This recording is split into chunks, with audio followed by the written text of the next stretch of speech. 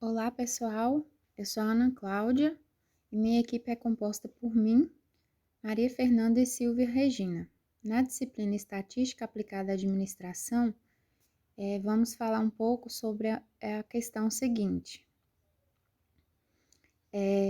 Dado o tempo em minutos de reuniões em um setor de uma prefeitura, conforme mostra a tabela, responda as questões a seguir.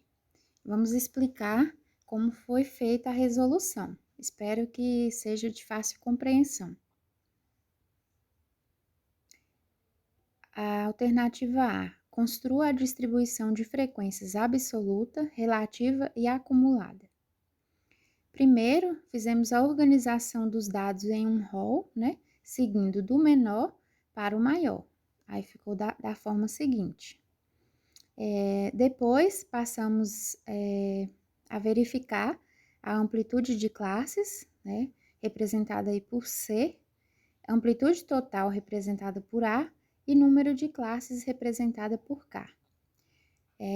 Após isso, calculamos a amplitude total, que significa o cálculo do valor maior menos o valor menor. Aí, portanto, ficou A é igual a 60 menos 25, A é 35. Então, a amplitude total, 35. Passamos ao valor de N, que é o número de observações.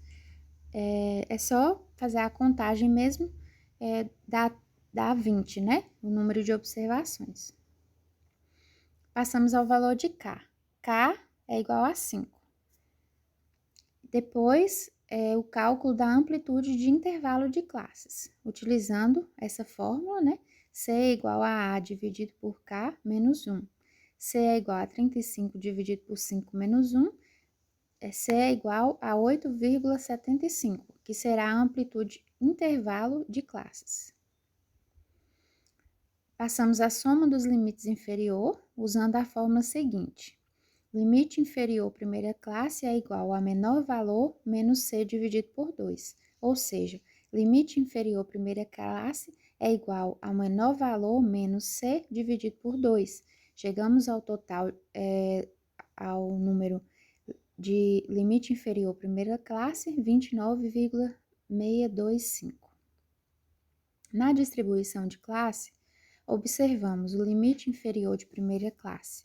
Aí, para obter as classes de distribuição, basta somar a amplitude de intervalos de classe. C é igual a 8,75 a cada limite inferior.